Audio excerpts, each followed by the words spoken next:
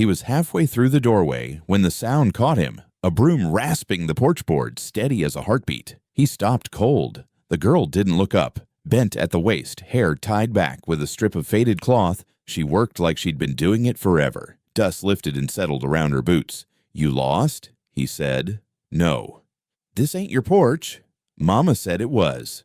The words sat heavy between them. He took in the broom, the dented dustpan, the canvas bag by the step like she'd packed. She kept sweeping, long strokes, eyes calm, unblinking when they finally met him. Something in that stare made him feel like he was the one trespassing. "What's your name?" he asked. "Doesn't help. Helps me. Not today." He set his hat on the nail by the post, slow, as if sudden movement might spook her. She angled the broom under the rocker, careful not to touch the tin star nailed to the lower plank, the one he never moved. He noticed the skin across her knuckles scraped and new. He noticed she hadn't asked for water. "You walked far," he said. "Far enough. From town." "Not anymore." "What's that mean?" "Mama made me promise not to say." He tried to read her age in the way she held the broom. She looked like a kid until she spoke, and then she looked old. He stepped to the edge of the porch and scanned the road. No dust trail. No neighbor's dog. Morning, leaning against the fence. "Did you let people know where you're at?" "Only the ones who already found me." "That's supposed to make sense." "Maybe not to you." He shifted his boots, the boards creaking under him. She paused, then swept again, deeper, like something was caught in the gaps and she was determined to lift it. He watched her hands and thought of winter chores, the kind that kept a body from thinking. His confusion cooled into something harder. "Why here? Mama told me the map." "What map?" She said, "Look for the house with the tin star and the fence that leans like it's tired of standing. Find the man who doesn't keep flowers. Find the man who doesn't lock his door because he doesn't expect visitors." "Does that sound like me to you?" "Yes." He hated how steady that yes landed. He thought of all the doors he hadn't locked. The girl set the broom upright and rested her chin on the handle. The calm in her face wasn't peaceful. It was a wall. "Why say it's your porch?" he asked. "Because Mama said it was." "You got a reason besides that?" "Mama said you were my last chance." The final words were soft, like she was afraid of breaking them. He felt the porch tilt through the planks stayed flat. Last chance for what? She didn't breathe or blink hard. She just looked at him like the decision wasn't his. He rubbed the back of his neck and found a habit. "Are you carrying anything that belongs to someone else?" "No." "Anybody gonna come ask me about you?" "Only if you tell them where to look." "Are you planning to hurt me?" "No." "Are you planning to hurt yourself?" "Not if you let me sweep." "That broom is part of the deal?" "It's how I earned standing." He considered the word, how it sounded older than both of them. He checked the yard again. Nothing. He looked back and saw the girl glance at the road without turning her head. He recognized the move. People who had been watching learned to watch back. "Have you eaten yet?" he said. "Not today." "Are you hungry?" "Only if it's not a pity." "I can do food without pity." "Prove it." He almost smiled before he caught himself. She went back to sweeping, the strokes slower now. He stepped inside, poured coffee into a chipped mug, and brought it out. She didn't reach for it. "You're not drinking." "Only if you do it first." He drank. She took the mug with both hands and sipped like it hurt. He waited. "Are you going to tell me what this last chance is?" he asked. "Not out here." "Inside then." "Not yet." "You think I'm the danger?" "I think you could be." He leaned on the porch post, feeling the wood give under his shoulder, and tried to read the space between her words. There were reasons a girl would show up at a stranger's door with a broom and a mother's order. None of them were light. He let the thought sit. Even the air held its breath. "Where's your mama now?" he said. She just shook her head. She sat quiet at the table, hands wrapped around the mug like it was the only thing anchoring her. Steam curled between them, the clock ticking in the other room. He leaned on the counter watching her drink. Her eyes moved slowly, scanning the kitchen like she was mapping exits. Then they stopped. She stared at something past his shoulder, a beat too long. "She was pretty," she said. He turned, following her gaze. The photograph sat on a short shelf by the window, leaning against the wall. A younger version of himself stood beside a woman in a pale dress. They both smiled like people do, before they know better. "She still is," he said. "Where is she?" It doesn't matter. The girl didn't look away. She took another sip, eyes fixed on the frame like the rest of the room had gone out. You married her? No. Why not? Life. That's not a reason. It's the only one I've got. Her fingers tightened slightly on the mug. She leaned forward just enough to see the frame better. She looks like she could stand her ground, the girl said. She could. She left you? That's not your business. Everything's my business now. He didn't like how sure she sounded. She wasn't trying to provoke him, not exactly. Her tone was even, almost absent, but the questions landed like she was ticking through a list. What's her name? He hesitated. Ruth. The girl blinked, quick, controlled, but he caught it. You know her? He asked. No. Then why flinch? I didn't. You did? She shifted her gaze to the table. Some names sound heavier than others. He walked over to the shelf, lifted the frame. The glass was clean, though he didn't remember the last time he touched it. How old were you here? She asked. Doesn't matter. Younger. Everyone's younger in pictures. Not everyone smiles like they mean it. He turned the photo in his hands. Ruth's hand rested lightly on his arm, the faint smudge on her dress from where he'd pulled her closer before the picture was taken. He could still remember the day. Hot, dry wind. She laughed after the camera clicked. She's the kind of woman people listen to, the girl said. She was. What happened? Same thing that happens to everyone who gets too close to certain people. Which people? You know which. Her gaze locked with his. Steady now. I've been near people like that. I'm guessing it didn't end well. It's not over. He set the frame back on the shelf, making sure it faced forward. You carry her picture around? She asked. Number that one stays put. Have you ever thought about taking it down? No. Why not? Because some things you keep, whether you want to or not. She leaned back, scanning the shelf like she was taking inventory of what he hadn't let go of. Do you have any others? No. Just her? Just her. The girl's gaze went to the photo again. This time she studied his face in the image. You look different, she said. People change. Some don't. Are you saying I didn't? I'm saying Mama told me you'd be the same. He frowned. What exactly did she tell you? That if I found the man in the picture, I'd find my last chance. That's twice you've said that. Last chance for what? She didn't answer. You came all this way just because your mama said so. Yes, that's a lot of trust. She didn't give me a choice. What makes you think I'll help you? You haven't told me to leave. He thought about that. She wasn't wrong. Most folks who wandered up his porch didn't get this far, but here she was, drinking his coffee, asking about the one person he hadn't spoken of in years. You think I know what to do with you? He asked. I think you'll remember. That's not an answer. It's the only one I've got. He watched her finish the last of the coffee. She set the mug down gently, both hands flat on the table now, as if to steady something. Her eyes returned to the frame. This time, she didn't look at Ruth. She looked straight at him, the younger him, frozen there in the photograph. Mama told me to find the man in this picture, she said. The truck rattled over the washboard road, dust chasing them like it wanted a ride too. The photograph sat heavy in his jacket pocket, the corner pressing against his chest each time he shifted in the seat. She turned toward the window, but her eyes weren't on the open land. She was tracking something else. Don't go that way, she said. It's the only way. Not for me. Her voice had no shake in it, but her hands were tight in her lap. You got a better road in mind, he asked. Any road but that one? That one leads straight to the sheriff's office. I know. That's the point. Not for me. She flicked her eyes toward the tree line, then back to the road ahead, then to the tree line again. The rhythm was quick, like she was keeping count of something. What's in those woods? He asked. Not what? Who? Who then? I'm not saying. Sheriff's the law. If someone's after you, they're not just after me. She shifted in the seat, her knees angled toward the door. He noticed she hadn't taken off her coat, even though the cab was warm. You're gonna have to explain it sometime, he said. Not to him. You don't even know him. I know his bloodline. He gripped the wheel tighter. What's that supposed to mean? It means you cross the line and you won't be able to turn back. You're talking like we're in a story. We are. The county marker sign appeared ahead, sun-faded and leaning. She saw it before he did. Her breathing changed, shorter pulls of air, steady but tight. "Turn around," she said. "No, turn around now. Tell me why. You want me to scream?"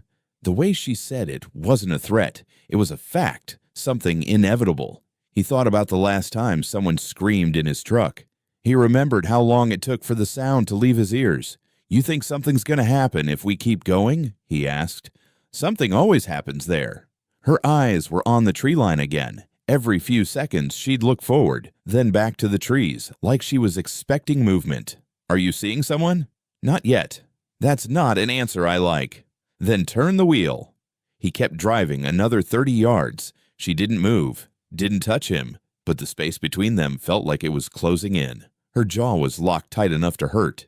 "You gonna bolt if I stop?" he asked. "Only if you keep going." The sign slid past them, closer now, and she said his name for the first time. Just his name, low but sharp enough to cut through the engine noise. He slowed. "You think this is a game?" he asked. "Number this is the last warning." Her hand lifted from her lap and rested on the door. "Handle." She wasn't bluffing. He braked hard, the truck lurching. The dust cloud caught up and wrapped them. "Fine," he said, turning the wheel. They headed back the way they came. Her shoulders eased a little, but her eyes didn't leave the mirror until the sign was gone. "You gonna tell me what that was?" he asked. "No, not even a hint.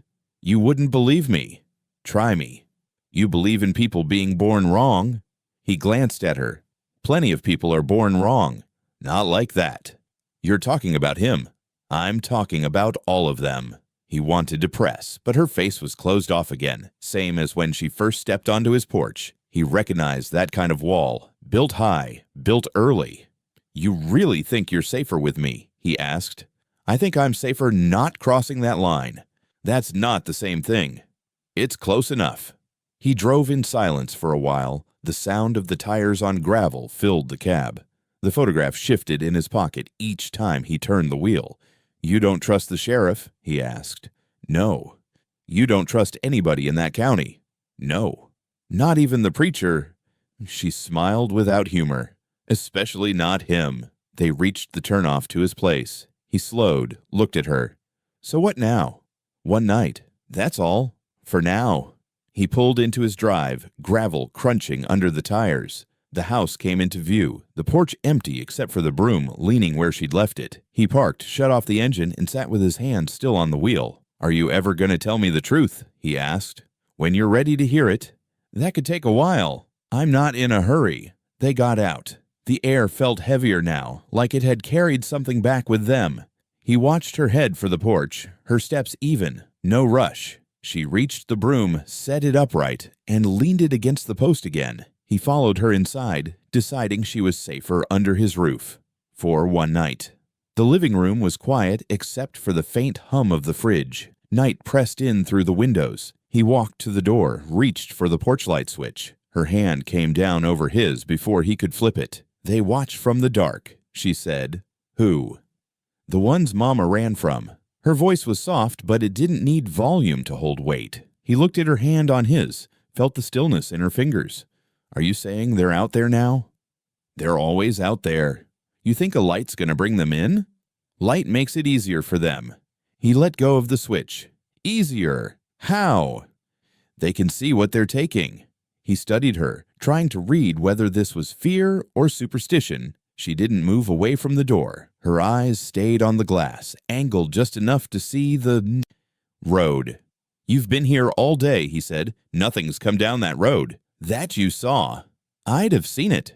"They don't come like you think." She stepped back from the door, but didn't sit down. He watched her eyes dart to the window every few seconds, like she was keeping a private schedule. "Are you waiting for someone?" he asked. "I'm waiting to see if they come here." "You think they will?" "They follow. That's what they do." He pulled the curtain back just enough to glance outside. The road was empty, the fence a dark line against the night. He opened the door and stepped onto the porch. The air was cool, still. No crickets, no wind. She stayed in the doorway. "Don't stand where they can mark you." "Does that mean something specific?" he asked. "It means don't stand there." He took one step forward, boots on the top stair, and scanned the road. Nothing moved. The only light came from inside the house, bleeding faintly through the doorway. "You're going to have to explain this sooner or later," he said. "Later? That's not helpful." "It's the truth." He let the screen door swing shut behind him and walked to the end of the porch. Gravel shifted under his boots. He tried to listen past the silence, but the quiet seemed to push back. "You've been running from them for a long time?" he asked without turning around. "All my life." "That's a long time for someone your age." "It's longer than you think."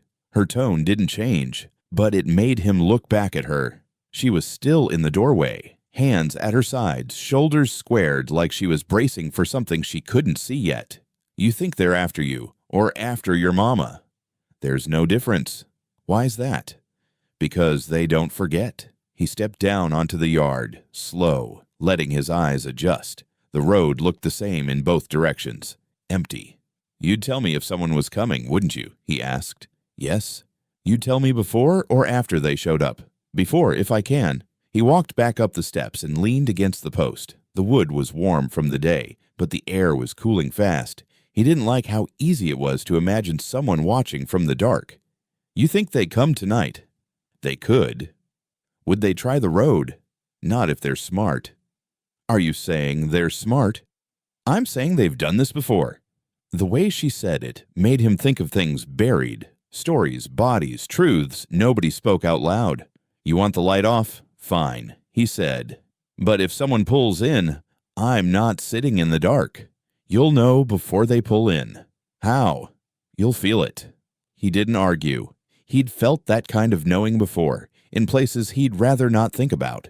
She moved away from the door. Then, but only far enough to lean against the wall where she could still see the road through the edge of the curtain. Her eyes didn't wander anywhere else. "Do you ever stop looking?" he asked. "No. That's no way to live. It's the only way to stay alive." He didn't respond. The hum of the fridge sounded louder now, the kind of sound you notice when you're listening for something else. Minutes passed. She didn't shift her stance. He didn't move from the porch. The dark stayed quiet. Then, faint at first, he heard it, the low growl of an engine. He straightened, watching the road. She stepped back to the door without being told.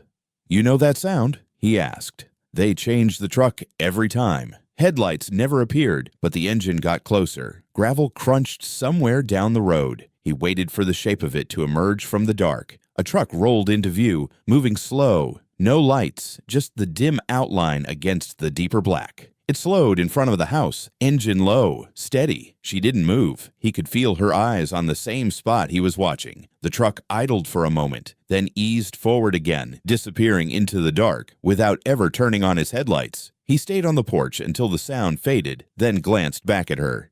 "They know you're here?" he asked. "They will now."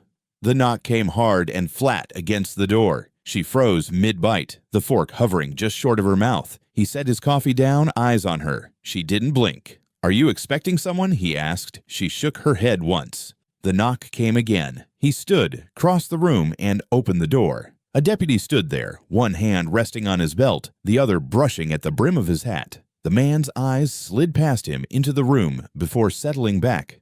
"Morning," the deputy said. "Morning," he replied. "Have you seen anyone pass through here?" "Just me." The deputy's gaze lingered on the table inside, on the plate with 2 sets of utensils. "You live alone," the deputy said. "That's right. You keep to yourself." "I will try." The deputy shifted his weight, boots creaking on the porch boards. "We're looking for someone. Young girl, about so high." He held his hand at chest level. "Dark hair, coat too big for her." "Can't help you," he said. "Careful who you take in," the deputy said. "This one's trouble." "Most folks are, if you ask the wrong person." The man's eyes narrowed slightly. "She's from the governor's own blood. That makes her more than trouble." "That right?" "That's right. And folks who hide her won't like where it leads." He kept his face still, though his hand wanted to tighten on the door frame. "You'd be smart to send word if she turns up," the deputy said. "I'll keep that in mind." The deputy looked past him again, scanning the shadows in the kitchen. The girl hadn't moved. She was a statue in the chair, eyes on the plate. "You got a lot of quiet out here," the deputy said. "That's why I stay." The man's mouth tightened, but he stepped back. "We'll be around." He nodded, shut the door, and waited until the sound of the truck faded down the road. Only then did he turn back to her. She was still in the chair, fork in hand, food untouched. "You didn't breathe the whole time," he said. "I didn't need to." "You hear what he said?" "Yes." "You know why he'd say something like that?" "Because it's true." "You're telling me you're from the governor's family?" "I'm telling you that's what they think matters." He sat across from her. "And does it?" "Not to me, but to them." "Yes." He leaned back, studying her. "Why didn't you speak?" "Because my voice makes it harder to lie for me." "Are you planning on lying to me again?"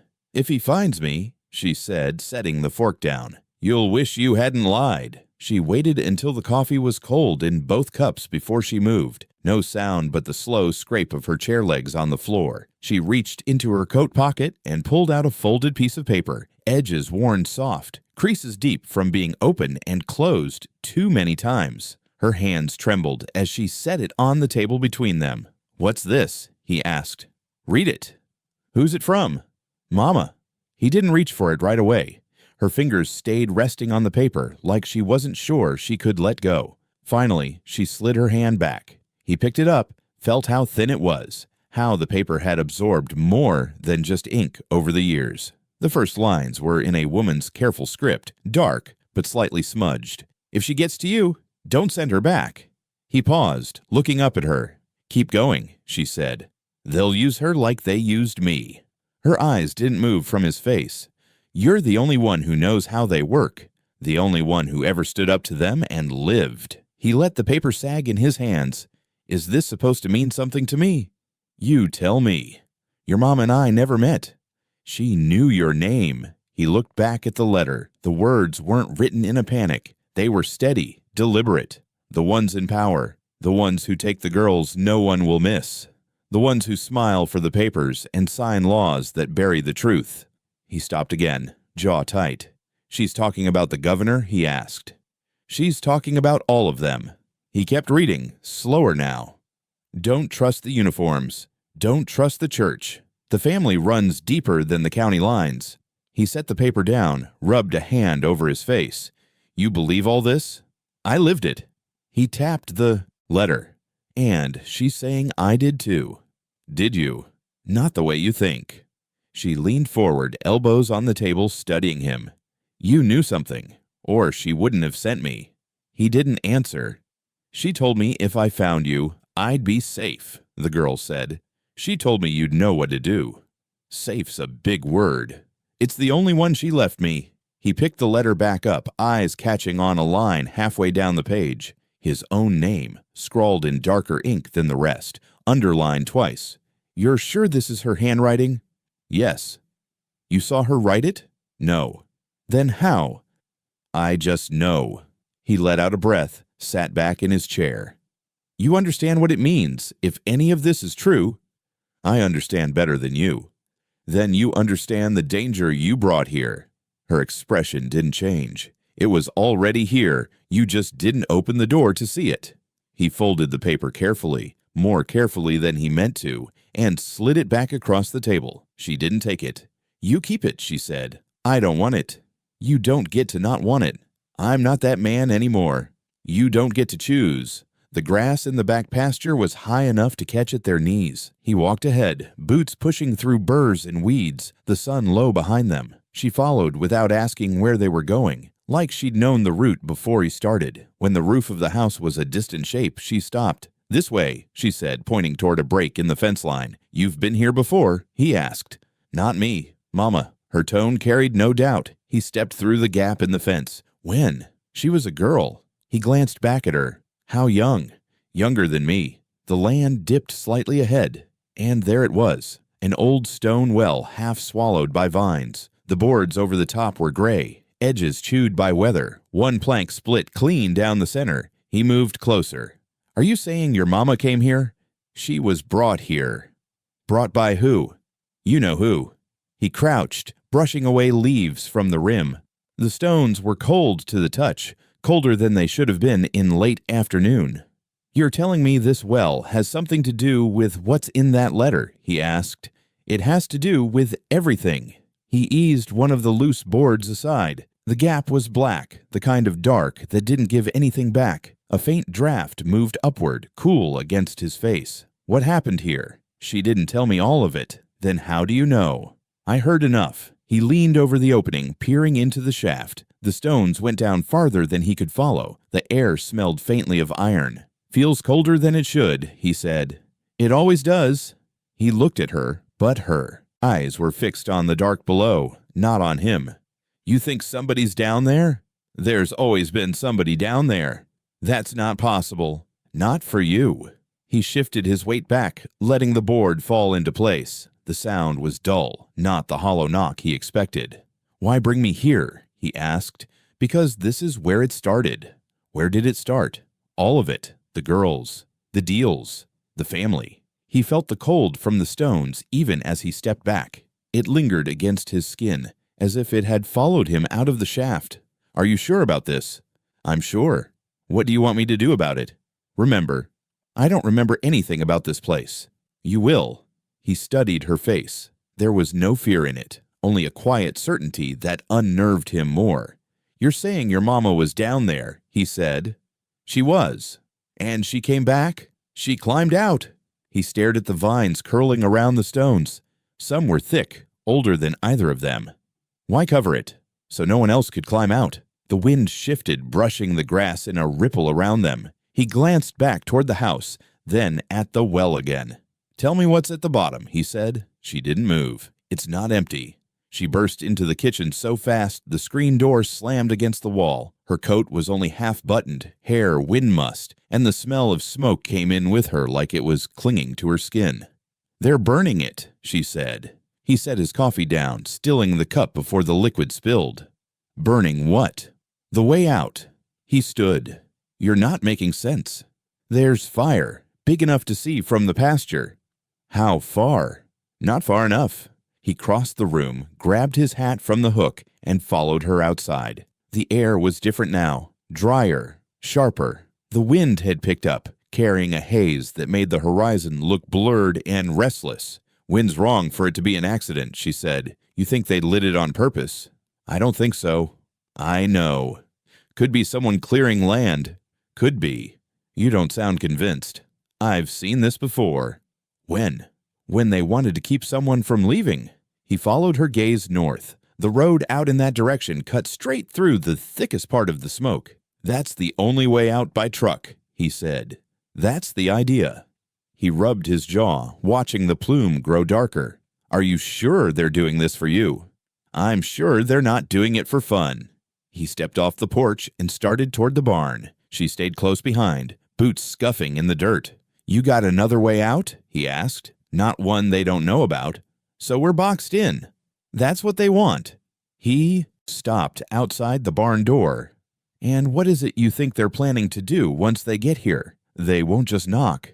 You think I can't handle a knock? They won't knock once. He pushed the barn door open and stepped into the cooler air inside. The smell of oil, hay, and old wood settled around them. Have you ever shot? He asked. No. Ever wanted to? No. Good. He went to the workbench, reached for a long box on the high shelf, and brought it down. Inside, cartridges sat in neat rows, the brass catching the dim light. Are you planning to stay here and wait for them? She asked. I'm planning to make sure we don't get surprised. They'll come at night. Then we'll be ready. She drifted toward the open barn door, looking back toward the drifting smoke. They like fire. It makes people hurry. I'm not hurrying. That's why Mama sent me here. He glanced at her. Because I don't scare easily. Because you don't run. He took the rifle from the rack, set it on the bench, and began breaking it down for cleaning. You think the fire's just a warning? He asked. It's a wall, and it tells me how much time we have. And how much is that? She looked at the smoke again. Hours. He ran a cloth through the barrel, the oiled fabric making a faint hiss as it slid through. Each movement was slow, deliberate. Are you sure you want to stay? He asked. I wouldn't make it if I left. You might. Number you wouldn't either. He met her eyes. You're awfully calm for someone being hunted. It's not my first time. He finished with the barrel, set it aside, and picked up the cartridges. This doesn't end with them walking away, she said. It might. It won't. He began loading. 1 cartridge. 2. The sound of metal on metal filled the barn. "You're certain they'll come here?" he asked. "Yes." Then they picked the wrong place. Her gaze followed the rifle in his hands. "They'll think it's the right one. They know you." He looked at her a moment longer, then kept loading. "You want to tell me exactly who's coming?" he asked. "Not yet." "You keep saying that, because if you know, you'll start thinking about all the ways you can lose." "I don't think like that." "Everyone does, right before it happens." He slid the last cartridge into place, locked the bolt, and rested the rifle against the bench. Outside, the plume of smoke had thickened, the faint orange glow now visible near its base. The wind had shifted again, carrying the scent deeper into the yard. "Then I guess we'll see," he said, and began loading the second rifle. The phone was already ringing when he reached it, a hard metallic sound cutting through the house. He didn't look at her. He knew she was in the doorway, listening even if she tried not to. He lifted the receiver and waited. "You're on the wrong side of this," the sheriff said. "Guess I'll stay there," he said. A breath crackled over the line. "You've got something of mine." "I don't keep what isn't mine." "She's not yours either." "She's not yours at all." "Don't do the righteous man act," the sheriff said. "You want out of your past, here's your door. Bring the girl in. You walk away clean." "Immunity," he said. "That's the offer." "For what exactly?" "For being yourself too long." He let silence sit. Behind him, the girl shifted, a small scuff of boot on wood. "Not interested," he said. "You will be. I don't call twice." "Then this is our only conversation." "You think you can keep her?" the sheriff asked. "You think a fence and a rifle make a wall?" "I think a line can hold." "Not this one." "Why do you want her?" "Because she belongs with her family." "That's what they're calling it now." Paper rasped on the other end. The sheriff's voice went smoother. "You don't have to like us. Sign her over and be finished. That's what you want. What I want isn't on your side of the line. You talk bravely on the phone." "How do you talk in person? Louder, or only when a camera's near?" "You keep poking at me," the sheriff said, "and I forget I made a promise." "To who?" "To the one who keeps the books." "You mean the governor." The pause was short, but real. "You always did say the quiet parts." "And you always did them." "Last chance," the sheriff said. "We have a meeting. I bring papers. You bring the girl. Nobody digs deeper into your history." In the doorway, the girl listened like stone. "You're scared of what she knows," he said. "I'm bored with what she thinks she knows." "She's from the governor's own blood," he said, letting the deputy's words hang. "Gossip," the sheriff said. "You said you keep books." "I keep numbers." He looked at the window. Smoke sat far off, a dirty sheet beyond the glass. "What did you do to her mother?" "Wrong question." "Try it again." "What did we stop her mother from doing?" "What's the difference?" "The side of the road you're on when the dust clears." "You sent a truck past my place last night without headlights." "I don't drive at night. Bad for the eyes." "Not your eyes. You're making threats." "I'm making a point." "Here's mine," the sheriff said, now almost friendly. "There are men on my payroll who like obstacles. They like locked doors. They like heroes who retired and forgot to tell the universe. Are you going to keep talking or tell me the time and place?" "You're coming around. I'm keeping you on the..." The sheriff laughed once. "Dusk. Gravel pullout where the creek crosses. You bring her. I brought paper. You sign and you die, old and ordinary. And if I don't sign, you'll still die, just not ordinary." He felt her move, one hesitant step closer. "She's listening," the sheriff said. "She hears enough. Tell her I'm not the villain." "You tell her." "Soon." He pictured the crossing. Weeds, beer cans, 2 roads, no houses close. "You get an hour to be smart," the sheriff said. "I need more than an hour to forget what I know." "Memory's a drunk rider. It leans where it shouldn't." "Yours leans toward money. Mine leans toward order." "You mean toward the governor?" "You keep saying that name like it has teeth. It only bites the ones who run." "Have you ever thought about the girls who didn't run?" "I don't think about people I can't count." "That's your problem." "It's my budget," the sheriff said. "Last time I'm asking. Save yourself. Bring her in." "Not today." "You'll call me back." "No." "You will when the lights go off." "The lights are off already." "You always were dramatic." "You always were cowardly." Enjoy your hour, the sheriff said, and the line clicked. He kept the receiver to his ear a breath longer, listening to the empty tone. Then he set it down. She was still in the doorway, eyes wide but not wet. You heard, he said. Enough. They're offering me clean paperwork. They're offering to bury me. They think I'll trade. Will you? No. You sure? Yes. You weren't last time. He looked at her, surprised by the cut of it. What do you know about last time? Enough, she said, softer now. Enough to know they'll bring more than paper. They'll bring trucks, men who don't miss meals. A preacher will bless it if it goes sideways. I know. He went to the drawer, checked batteries for the flashlight, and closed it again. You scared? He asked. Yes. Good. Why good? Means your feet will move when I tell you. Where? To the cellar when I say. Not before. She nodded once. He checked the window. The light had slid toward late. He lifted the receiver, listened, set it down. He didn't dial. What now? She asked. We don't have much time. The gravel rattled under engines, heavy and grinding like thunder rolling toward the house. She stood at the window, eyes sharp, jaw set like stone. He moved fast, grabbing the old wooden boards stacked in the shed, hauling them back to the porch. Here they come, she said, voice tight. He didn't answer, just started nailing boards over the windows, slamming wood against glass with every hit. She grabbed the rusted lock from the kitchen table and twisted it onto the front door, throwing the bolt hard. Got any more nails? She asked, pacing like a caged animal. In the box by the barn. She didn't wait. She was already out the door, moving with a sure urgency despite the thinness of her frame. He heard the engines grow louder, tires crunching over the loose stones. The headlights were just beyond the tree line, flickering in bursts between branches. She returned with the box, empty-handed but steady. No nails, she said. He handed her a hammer. Use what you've got. She looked at him, something fierce in her eyes. Mama said you were the only one they feared. They should have kept it that way. Her breath came hard but steady. Mama told me this was my last chance. What does that mean? That if I didn't find you, there'd be no one left to stand. He felt a chill, a weight pressing down harder than the night. I'm not the man I used to be.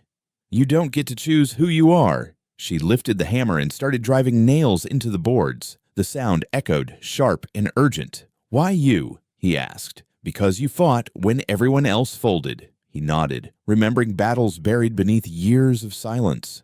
Don't think you're alone, she said. I'm here. I'm ready. They moved together, covering the last window, just as the first truck headlights split through the dark. Engines roared closer, the tires spinning gravel. She pressed her back against the door, hands clenched. They're coming, she said. Let them.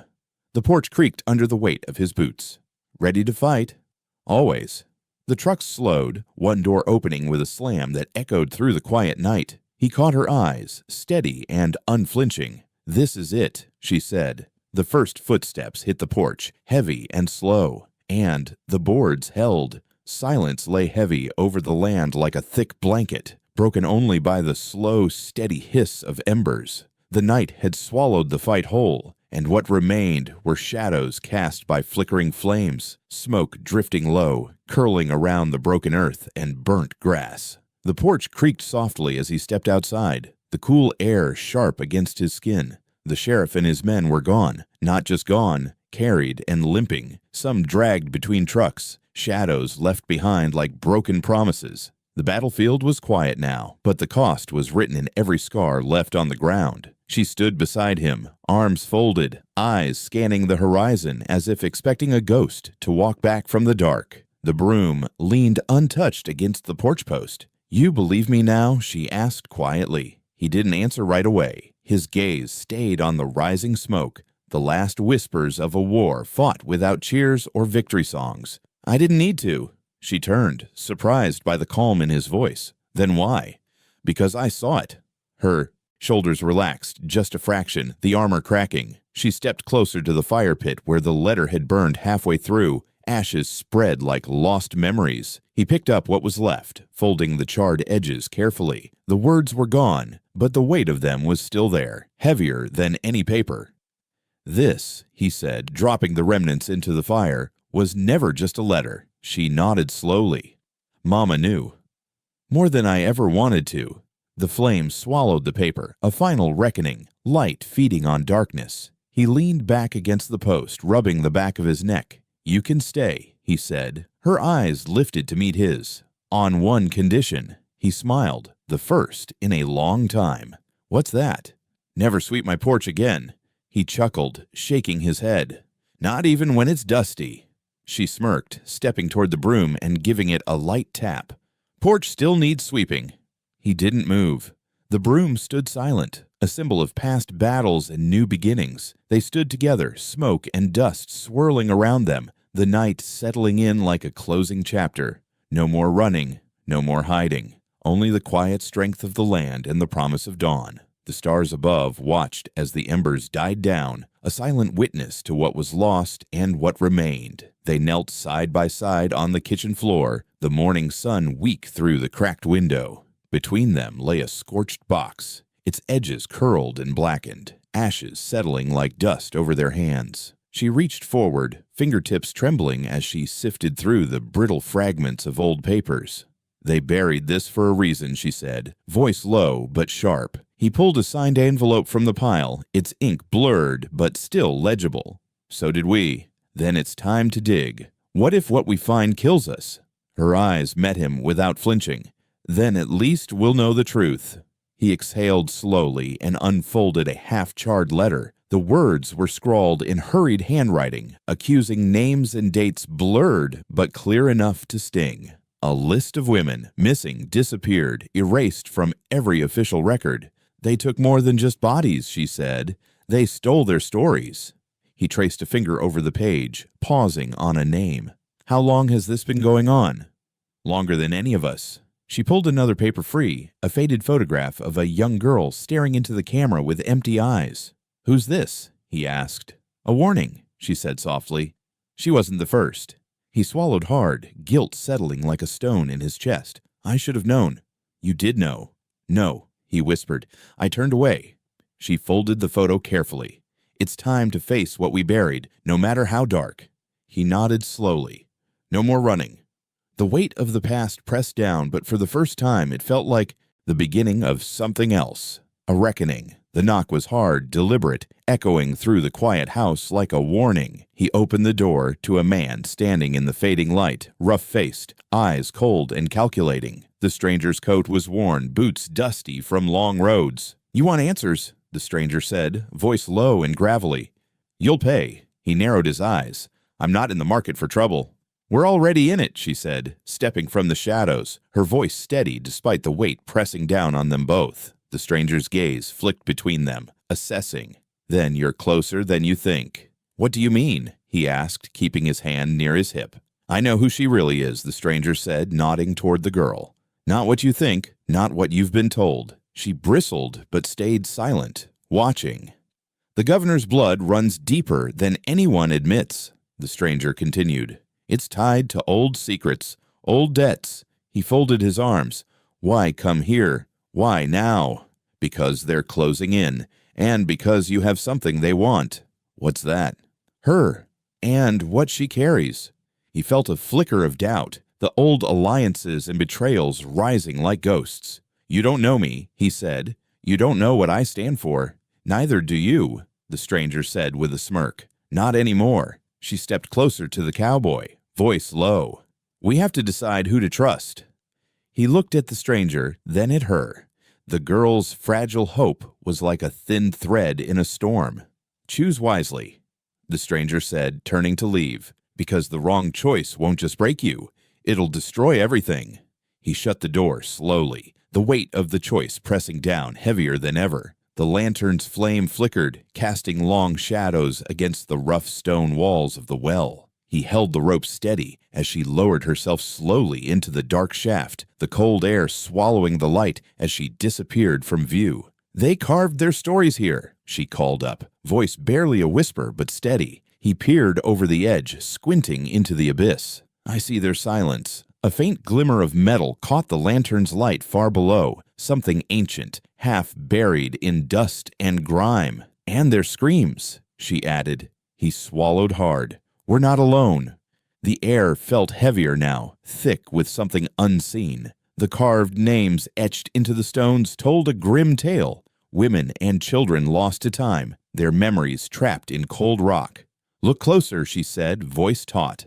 "These aren't just names, they're warnings." He traced a shaky finger over the jagged letters, the edges worn by decades of weather and neglect. Each name a ghost, each scar a story buried beneath silence. Suddenly, a distant noise echoed from the chamber below, a metallic clink followed by a soft scraping sound. Both froze, the lantern's light trembling in his grasp. "What was that?" he asked, voice low and cautious. She glanced upward, face pale in the flickering light. "Someone, or something, still lives here." The darkness seemed to press inward, the walls closing in with unseen weight. "We need to get out," he said. Slowly, she began her ascent, gripping the rope with hands that refused to shake. His heart pounded as he hauled her up, muscles straining against the weight. When she broke the surface, the night air was sharp, bracing. They didn't speak as they hurried back to the house, shadows stretching long behind them. The well stood silent again, guarding its secrets under the cold stars.